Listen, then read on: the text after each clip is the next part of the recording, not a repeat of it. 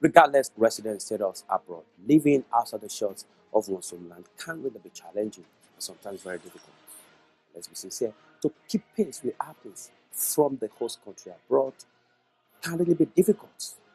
Here on Dialogue in Diaspora, we give you every information, every news, every current issue you need to know on happenings outside the UK. Dialogue in Diaspora is your link between the world and the United Kingdom. It's your window to Africa development. Here, live on Ben Television. Thank you for joining us on the program today, Voice, where we take a look at legal issues here in the United Kingdom, legal matters that may affect you from all spheres of life. My guest on the program today is Jennifer Obaseki. Jennifer Obaseki is the senior partner at Obaseki Solicitors and a regular guest on the program as we take a look at legal matters and educate our communities on what they need to know and what they need to do when it comes to legal matters in the UK, most importantly, immigration matter here in this country.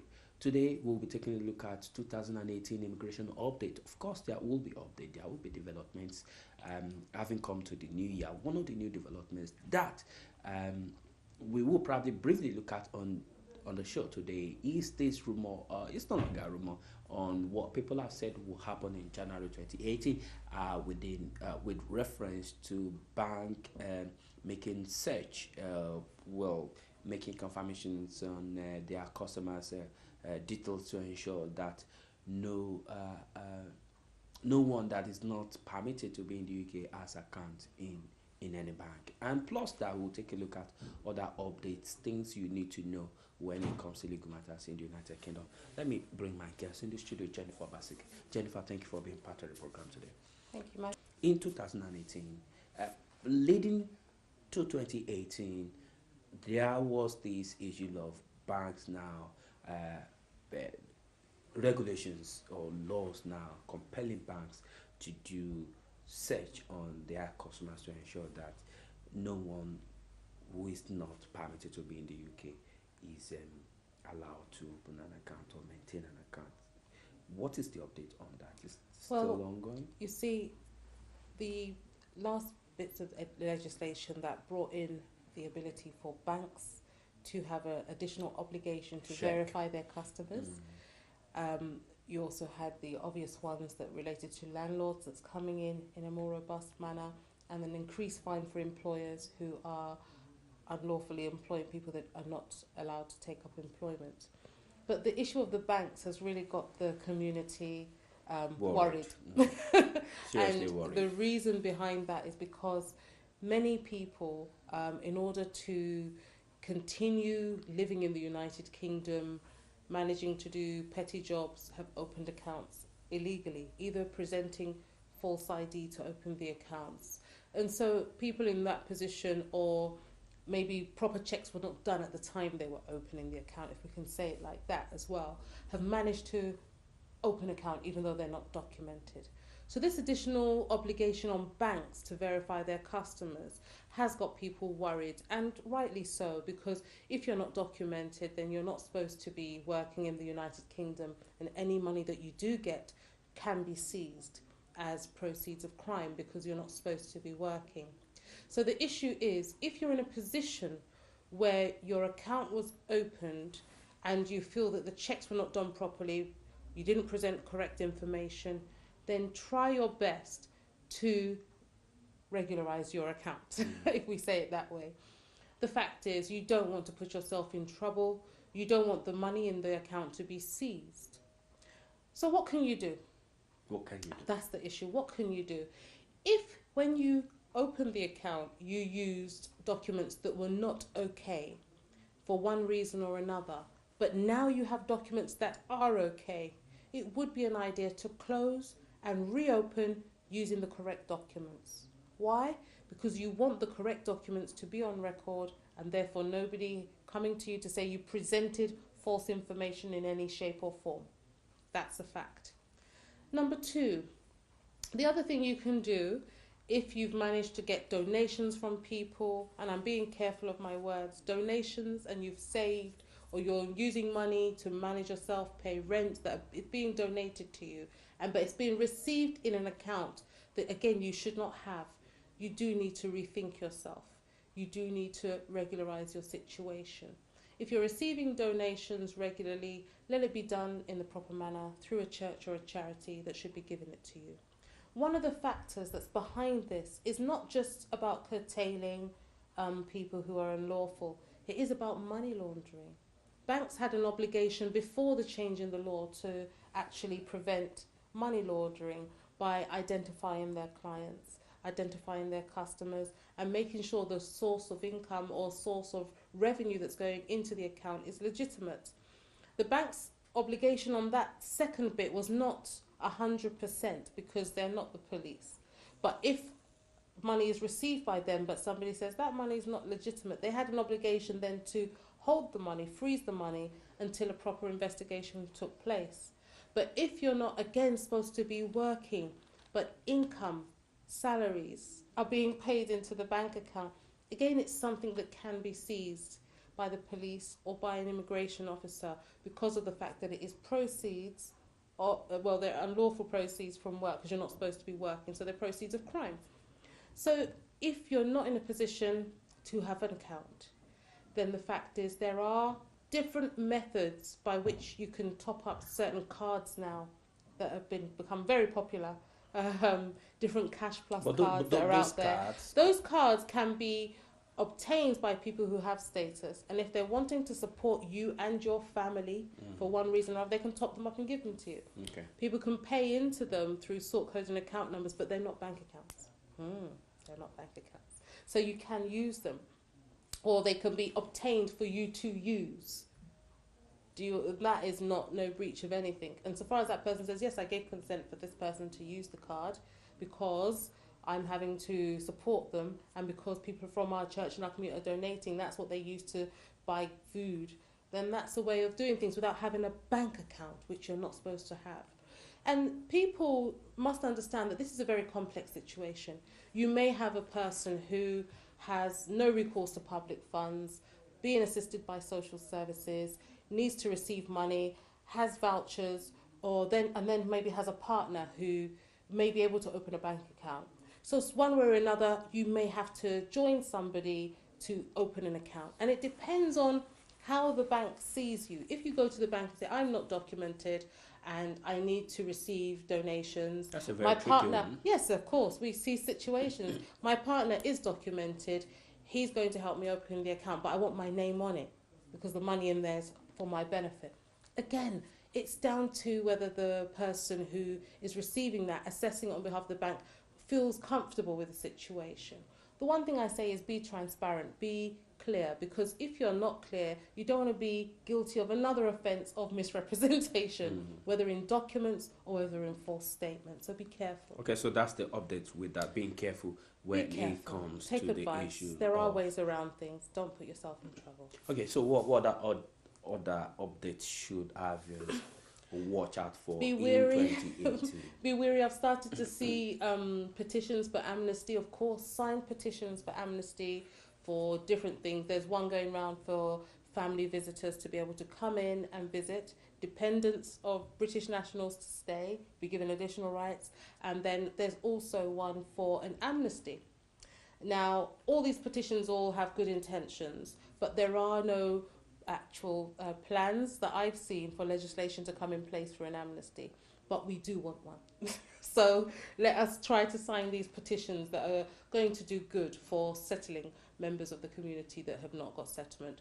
Other things that we need to be aware of: out-of-country appeals have been deemed unfair and unbalanced. So if you're being threatened in one way or another, either as a former offender, so you've got a criminal offence and you've been told that you're selected for automatic deportation because your sentence was more than 12 months, and you're trying to challenge that and you're being pushed to have that appeal exercised from outside of the United Kingdom, you really need to top load the barriers that you will have to engaging in a fair hearing.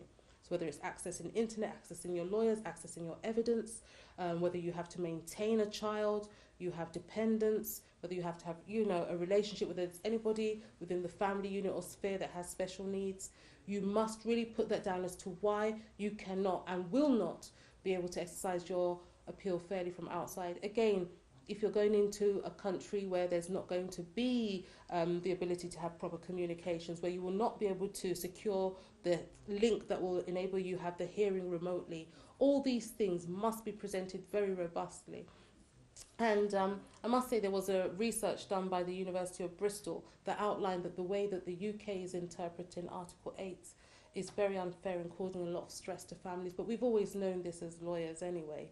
And anybody who is in a family that has these levels of barriers put before them knows the difficulties, the stress and the pressure that it has on them. The other thing is that's not been campaigned is the fees. We have always said that the fees are a barrier to people settling, especially families. So it's important that if you are affected, that you do let your MPs know how the immigration fees, application fees are very, very crippling to people, and they're not an incentive for people to actually take that step to regularise themselves. And often they're so high that it is impossible for people to regularise themselves. When you look at things like indefinite leave to remain applications and the 10-year one that is now on over £2,000, that is a serious amount of money. And even if you walked up to a normal British person and said, you've got to make this application, but it's going to cost you £200, they'd normally say, what for? But then to go to somebody or a part of the community that is more vulnerable and make them pay fees that are £993 and upwards, it's quite catastrophic in my opinion. Advice. Do you need professional help at a reasonable cost?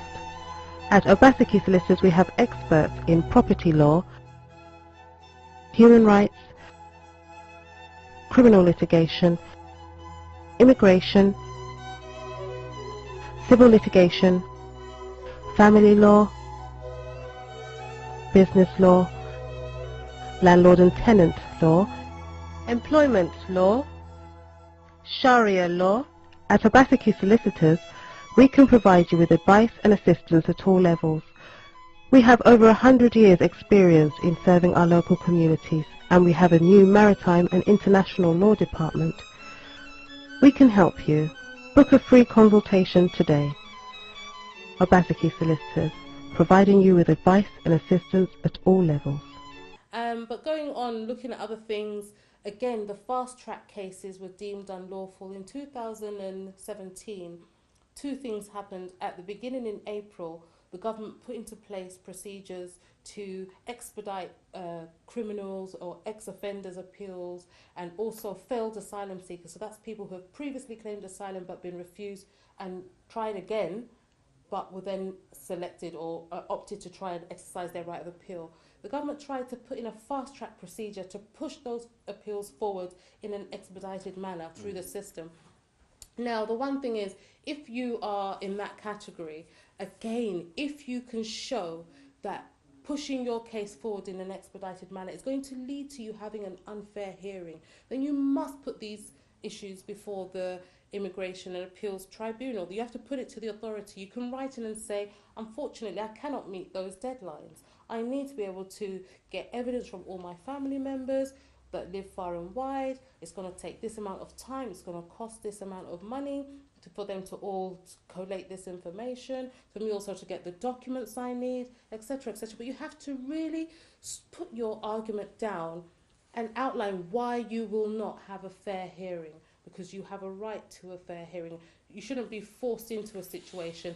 And if you are, and let's say, for example, the adjournments that you ask for are not given, the request for disclosure or background information on your file from the Home Office, if they're not given, these can be grounds for an appeal, because you must actually have a fair hearing. It's very, very unfortunate that because of the negative press immigration gets, or because some judges feel that don't understand what the barriers are. Why can't you get that document? Why can't you get that witness?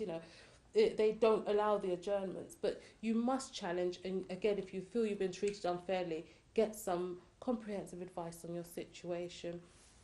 Other things you do need to really think about is, even though we've got the decision from Theresa May with regards to EU nationals who are allowed to stay, many people are still not taking the step to do their their registration. And I often wonder, why is it? Is it people are waiting for the last minute? Again, lastminute.com, don't do it, especially when it comes down to your applications. Don't leave things too late. Last year we went on about doing things at the right time. Yes, the Home Office will not look at your application if you send it in more than 28 days too early, but you must send it in on time. So send it in as soon as you know, okay, it's 28 days coming up towards my my application expiring, or my leave to remain expiring. Your paper should be ready. It shouldn't be in the last week when it's a couple of days, 2 days for it to run out. You're still looking for money, you're still looking for pictures, you've realised your passport's expired. No, start early. Start really, really early, because getting documents, getting the money is often, as I say, quite difficult for families. And then families who are overstayers. Please don't rush before you make applications. And I say this in the best advice possible. You must get the best advice given your situation. So, for example, if you have a child that's 9 years old, are you going to apply as just a simple overstayer for yourself and that child, or are you going to wait the number of months that it's going to take for that child to be 10 years old and apply for naturalisation, then apply as a parent of a British child? If there's a risk of harm in your country, maybe your country is still unsettled, maybe you're from South Sudan, maybe you came as a student, you've overstayed, you've had children, things have happened, you may have to make an application for asylum. Therefore, you may not have to pay a fee. If there's a risk of serious harm in your country and there's no authority there to protect you, or you're part of a subgroup that's going to be persecuted. Maybe you've been here as a student, or you were here as a worker, the company that you were involved in, there's issues, you've realised that you have a different sexual orientation. I don't know, but the fact is, before you rush to make the application and spend that large amount of money, £1,443, please make sure you take advice.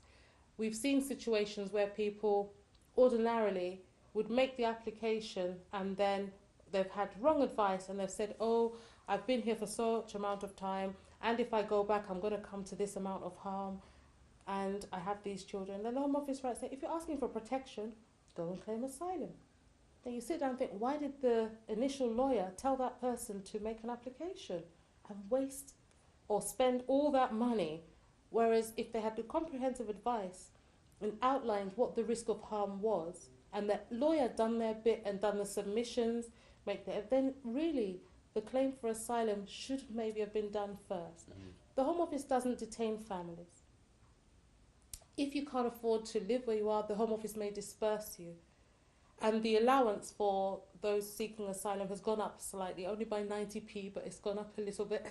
So people claiming asylum now receive over £37 a week. Before that, they were receiving £36 a week, which is is shocking. But yes, that's how much they're receiving. So my point is, before you make the application, if you're an overstayer, really get comprehensive advice and tell the lawyer everything, not just the good things.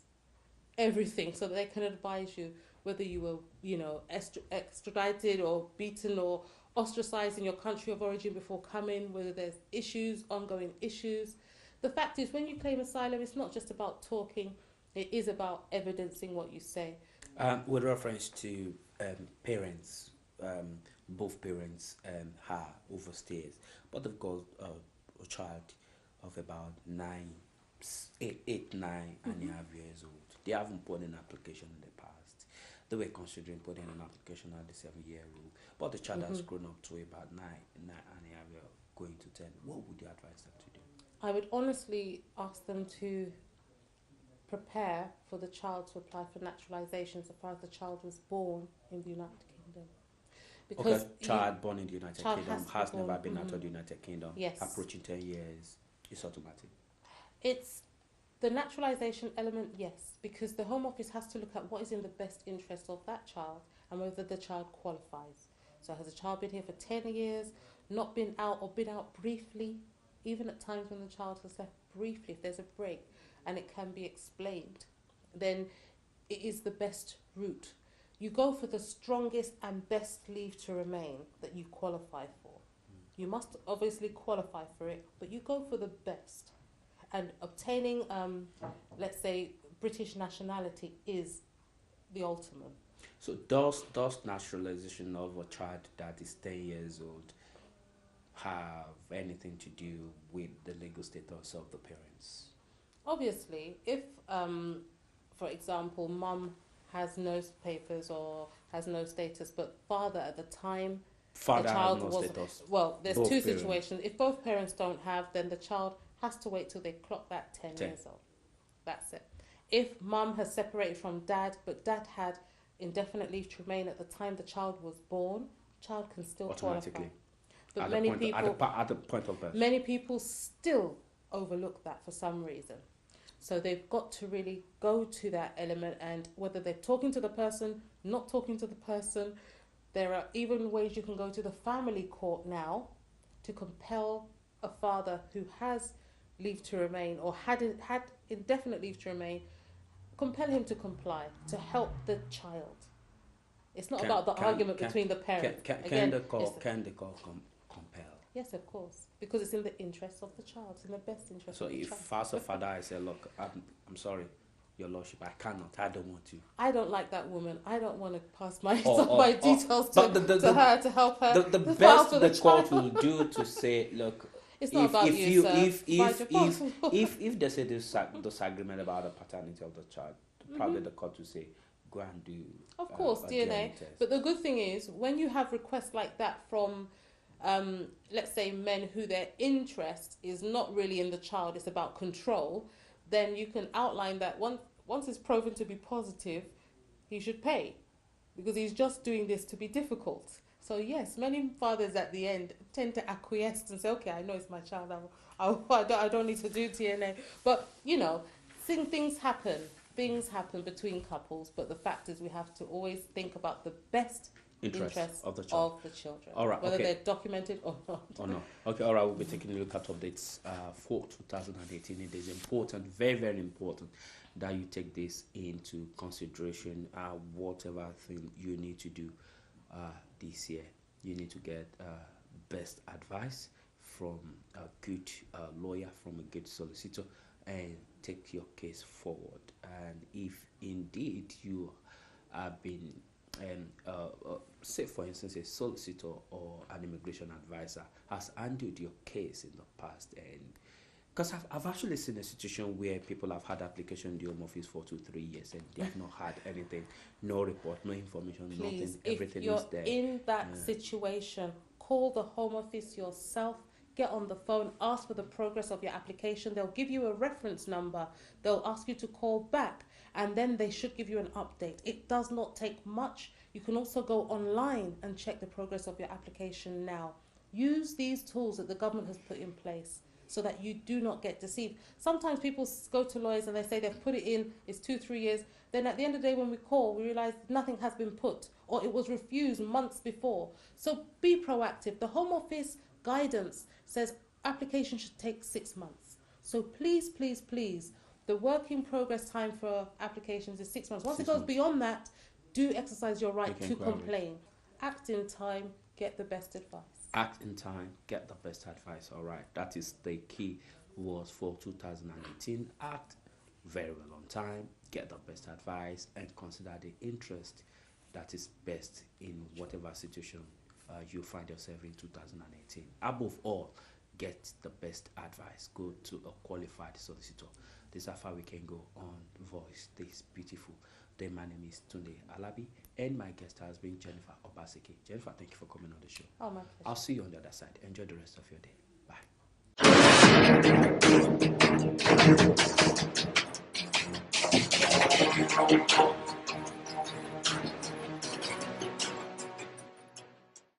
Regardless resident status abroad, living outside the shores of one's homeland can really be challenging and sometimes very difficult.